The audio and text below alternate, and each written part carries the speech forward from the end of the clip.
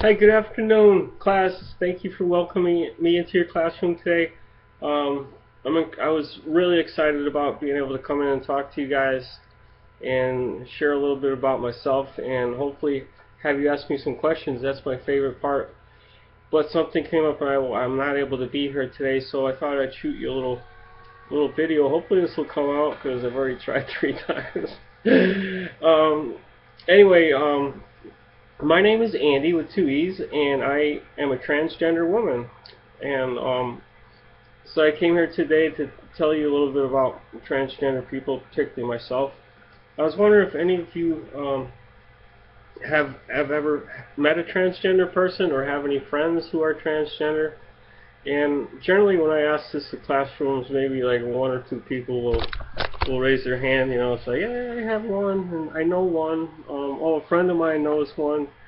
So I kind of get to be most of the time being the very first one that anyone has ever encountered. Maybe like for some people, like I've never even heard of a transgender person and I've never seen one, so I get to be first. Yay! Hey, and I'm kind of proud of that. It's exciting to me to be able to share a little bit of myself and um, hopefully you'll be a little bit more understanding after listening to me. So transgender means that you don't identify with the gender that you were born in. A lot of people will say, well, you're born in the wrong body or something like that. I particularly don't feel that I was born in the wrong body. I was born in this body, and I'm kind of stuck with it, and I just have to deal with it the best I can. But other people who are transgender, they are so adamant. They're like, I'm in the wrong body, and I'm just so stressed out about it. I need to do something. Um, you may have seen in the news some stories about this 14-year-old young lady in Florida who's my hero, Jazz. Her name is Jazz, and she's done a few videos. But I'm mentioning her because she's typical of a lot of transgender people who just know early on. They just know. It's like, hey, something's not right.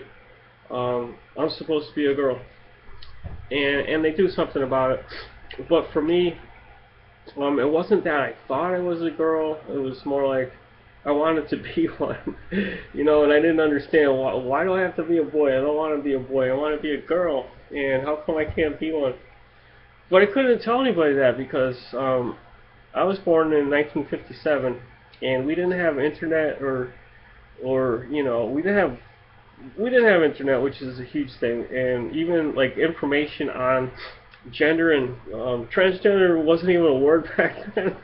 I don't even know when that came out. Probably like in the late 80s or something. But they did have transsexual, and they did have like one person who was transsexual who was in the news. But otherwise, you would never hear of a transgender person back in the 60s or. So I had these feelings, and it's like it's not that I'm in the wrong body. It's just I want to be in a different body. I guess it was. I had an older sister.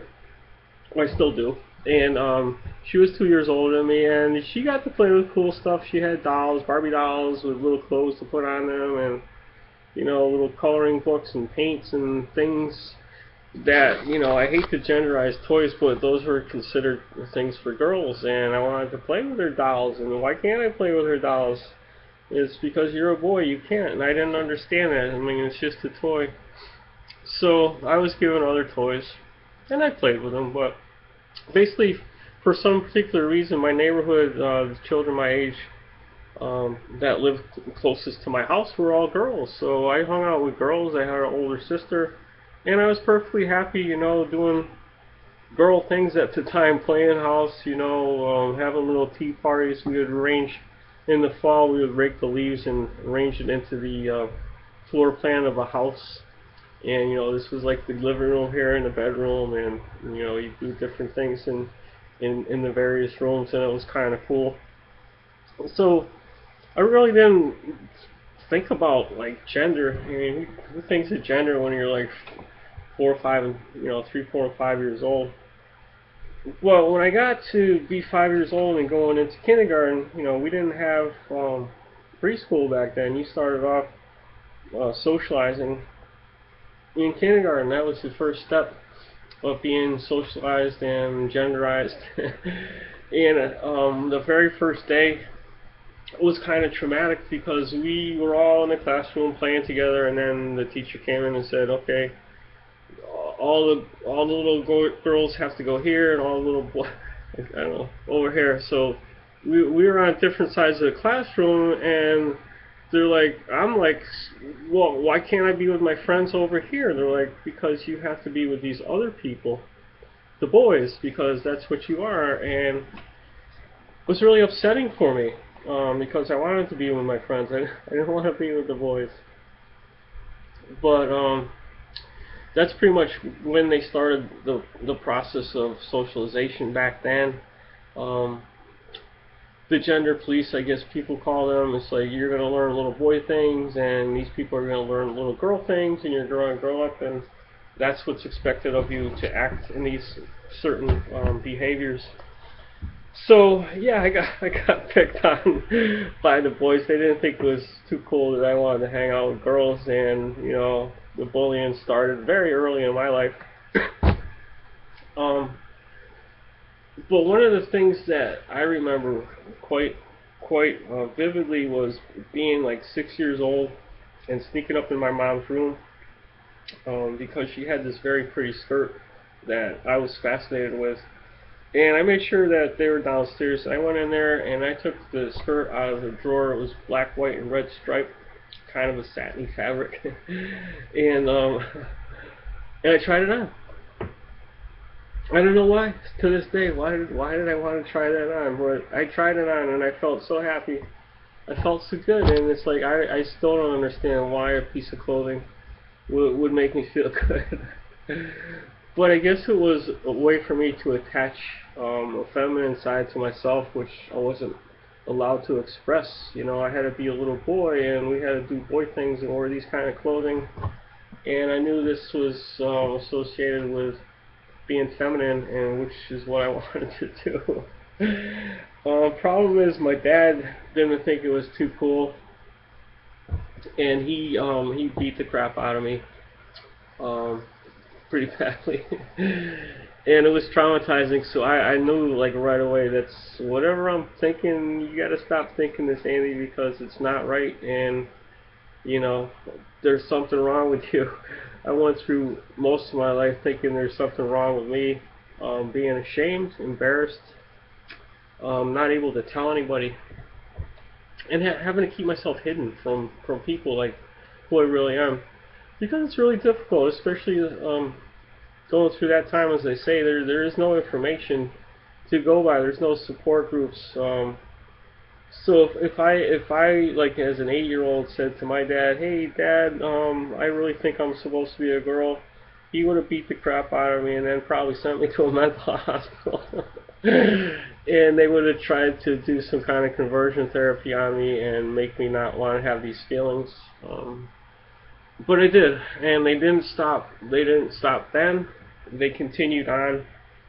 When I was like 11, I would steal some clothing out of my sister's drawer and try it on. Sometimes wear it to school under my boy clothes, and being terrified I was going to get caught. But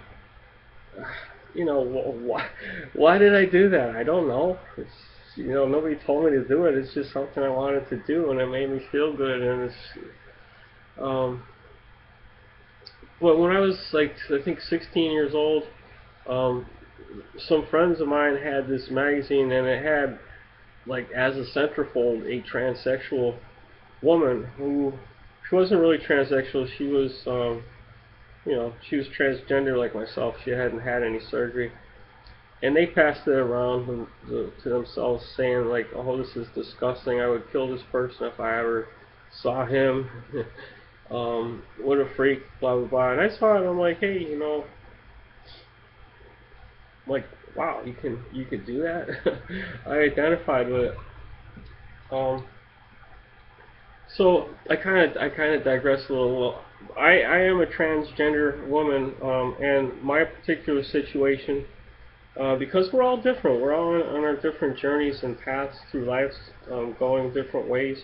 There's a spectrum of people from drag queens and cross dressers to, people that don't identify as either gender to people like me that haven't had any surgery to fully transition people. There's a whole host. There's intersex. There's a whole rainbow they call umbrella, a rainbow umbrella of people that they lump together under transgender.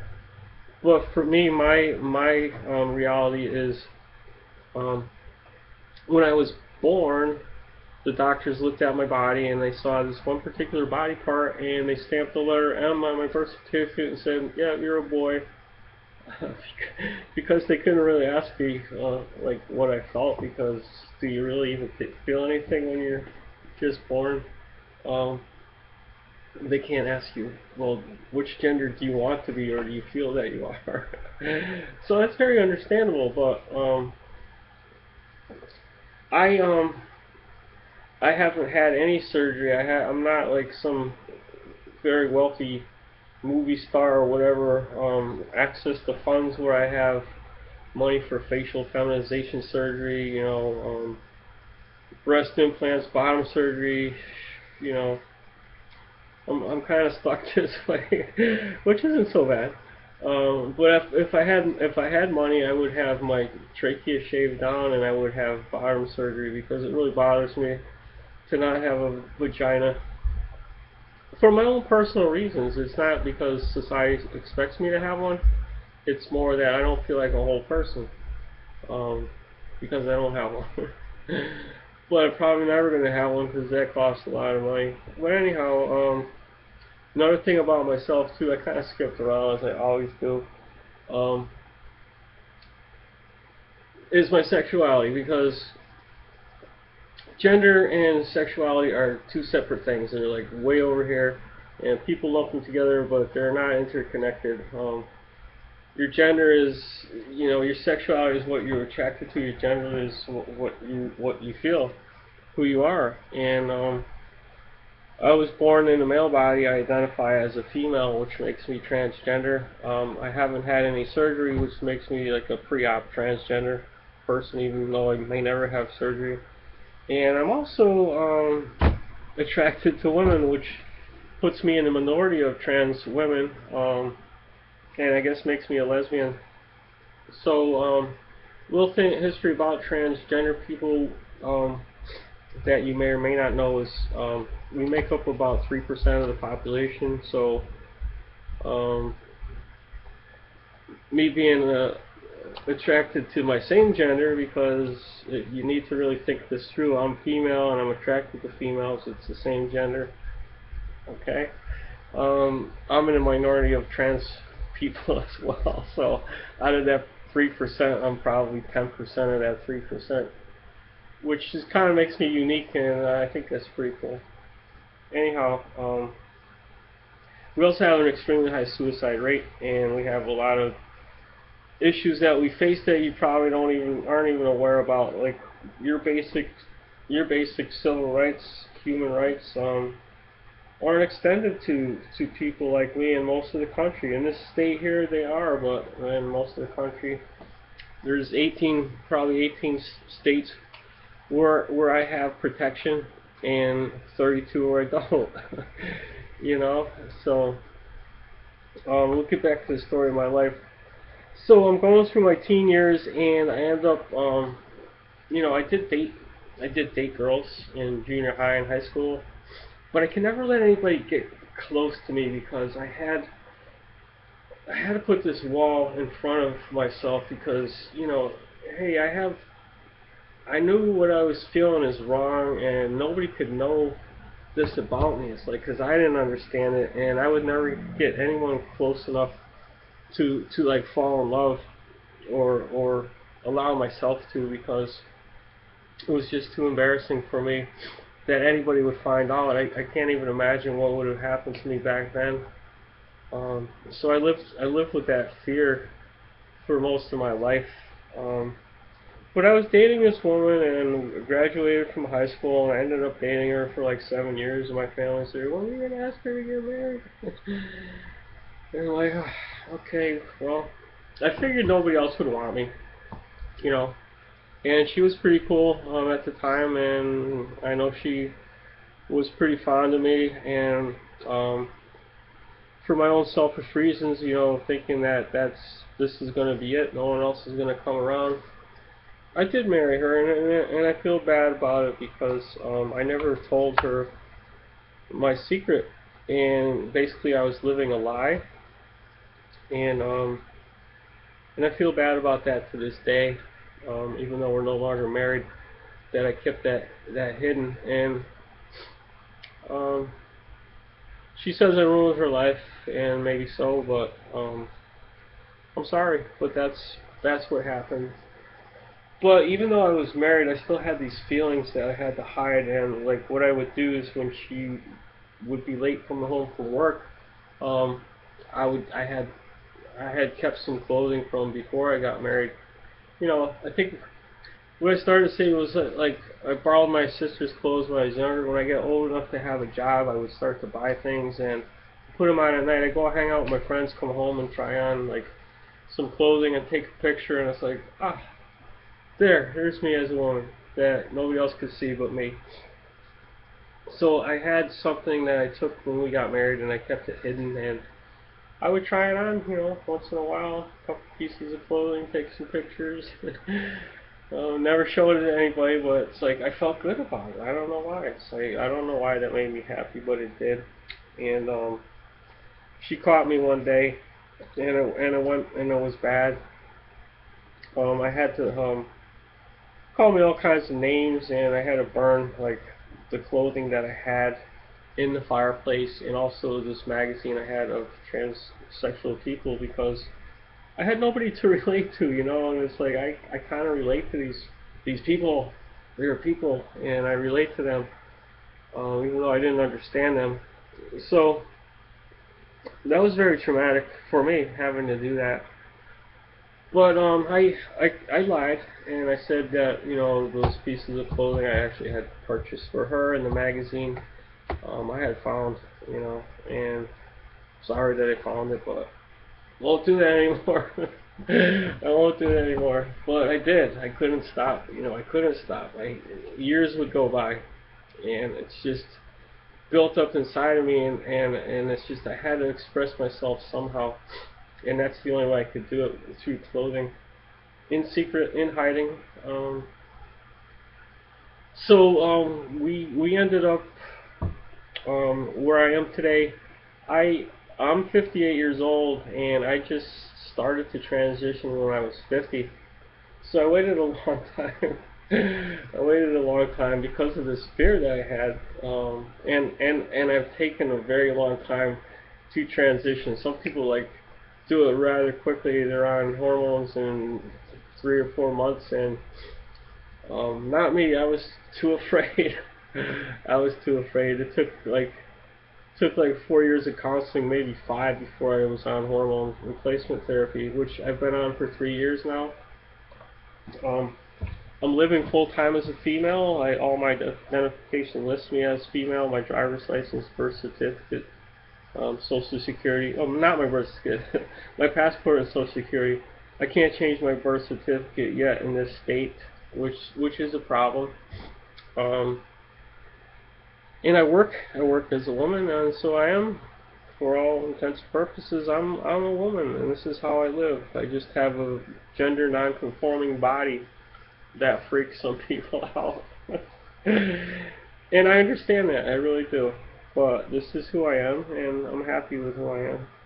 So, so basically, I ended up getting divorced. It wasn't the reason for the divorce, but it was kind of like the final straw. And I actually filed for sole custody of my child and possession of my home. And at that time, I wasn't protected in the state of Connecticut. It was like 2008. The judge looked at me and said, you don't make a suitable parent for your child because you're transgender. We're awarding custody to the wife. and we're awarding her possession of the family home. So basically, you lose. I lost everything: my house, my cars, my furniture, my pets, and my son. And it was very difficult. I had no place to live. Fortunately, my mom took me in, and I had explained myself to her, but she didn't understand. She didn't understand. I had to come out to my sister and my mom because I was being threatened, and they both looked at me. My mom cried, and my sister had this look on her face, like this, you know. And I asked my mom, I'm like, why are you crying? She goes, because you had to live that way all your life and didn't tell anybody. And my sister goes, I don't really understand, but I'm gonna get some books and read about it. And we love you. They both said they love me, but we don't want to see what you look like as a woman. Just basically, I guess they wanted me to stay looking like a guy and being a woman, which is kind of like what my wife did too when I came out. She like initially rejected it, but kind of accepted it as long as I never tell anybody. I'm like, what good is that?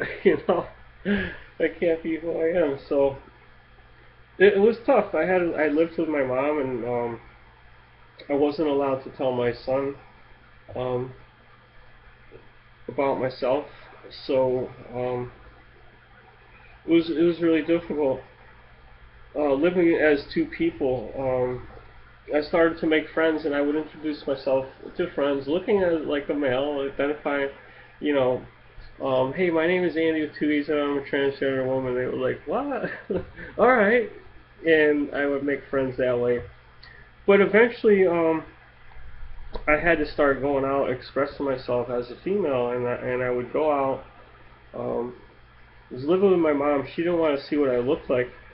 So when I would go out, I would go to work as a guy because I had to. I couldn't tell my son again. So I didn't want to get fired and have him ask, why'd you get fired? And have to explain that to him since I wasn't allowed to tell him anyway. My mom would hide in the back room. I'd say, hey mom, I'm going out. And she goes, okay Andee, I'm going to hide in the back room now. I'll come down the stairs. And when I went out the door, she would turn the light off. Which I felt bad about, but she was doing it because she was worried about me and what was going to happen to me. She didn't want people making fun of me or saying things about me, which I understand that. It's okay. My mom loved me. I knew that. But it was hard for me because I felt like she was ashamed and embarrassed, and so I lived like that for a few years. But even like that very first time going out, I was so terrified. Like, oh my God, somebody's gonna see me. The neighbors are gonna see me. Like my first time driving in the car, I was in a panic. I knew that like a driver would pull up alongside me, see me driving my car, run me off the road, and drag me out of the car and beat the crap out of me. It was pretty difficult to do that. So after a few years, things started to change, and it was like, now I'm afraid I've started to make all these friends looking like this, but I still have to go to work as a guy. What if they see me? What if they see my car and I'm driving it? They're like, who's that dude driving the car? So it became, towards the end, it was incredibly difficult living as two separate people. I even dated a woman at the time who was a lesbian, and I had to be two people then, because I hadn't come out at work, and it was tough. It was tough, but everything worked out. I actually came out at work in 2014, and it was a process. Again, being like basically wherever I go, most places I go, I am the only trans person or the first one. So I have to blaze the path. At work, I had to explain to them how we were going to present me to the company, what steps they had to take, sensitivity training, gender neutral bathrooms, you know. So that was difficult too. That very first day, they had like meetings about me the day before, people would go into my boss's office, like groups of like 8 or 9 people, and then they would come out and like see everybody looking at me, and I knew what they were talking about. And the very next day, I came back to work like this. I was all excited, got to the parking lot, I was like thrilled to death. Oh my, I can't wait to go in there. And then I got out of my car, I'm like, wow, I have to go into the building and walk through the production department where there's all these guys out there and they're going to start making comments and I'm going to feel...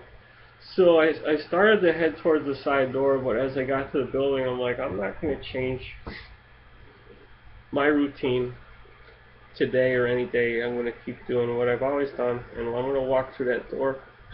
And I did. I was so terrified. I walked through that door, and I got into the office, sat at my desk, and I literally started shaking so bad, so bad. And somebody did come up to me, thankfully, and said, "Hey, let me see what you look like. Stand up." And I'm like, "Okay." And they're like, "Wow, you look good."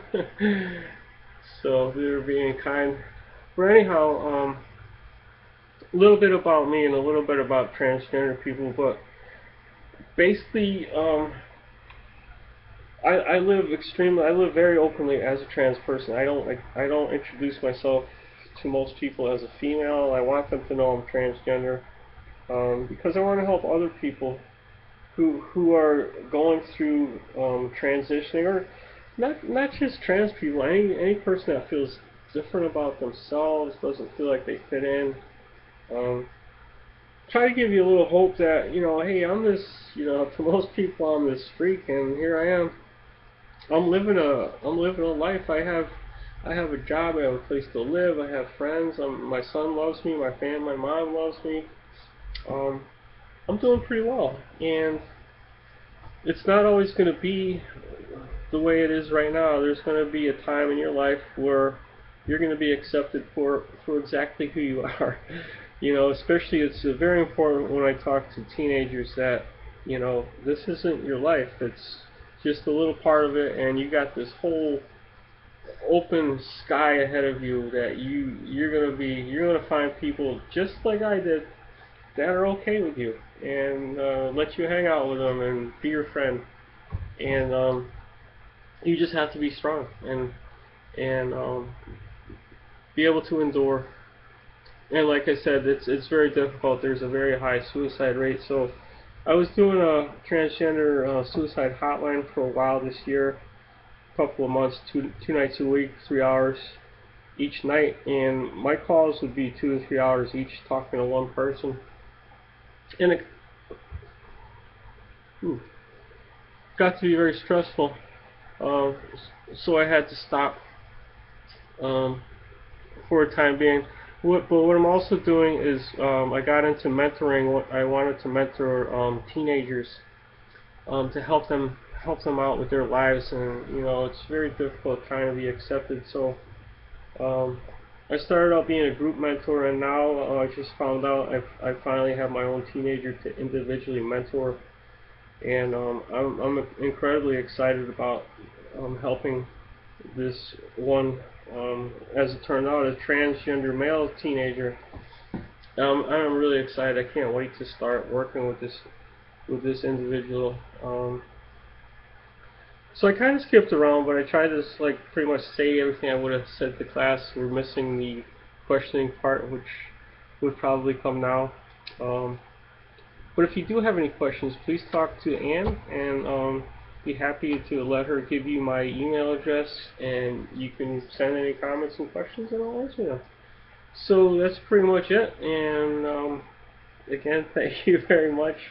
I kind of rambled a little bit there. I've never done a video of myself before, but hopefully you will walk away today having a little understanding of trans people. Maybe you will see someone in the news one day and say, "Hey, I remember this person sending this video to our class." And yeah, that's what a trans person is. Oh, and maybe you'll have a little compassion and understanding. So thank you again, and have a great day.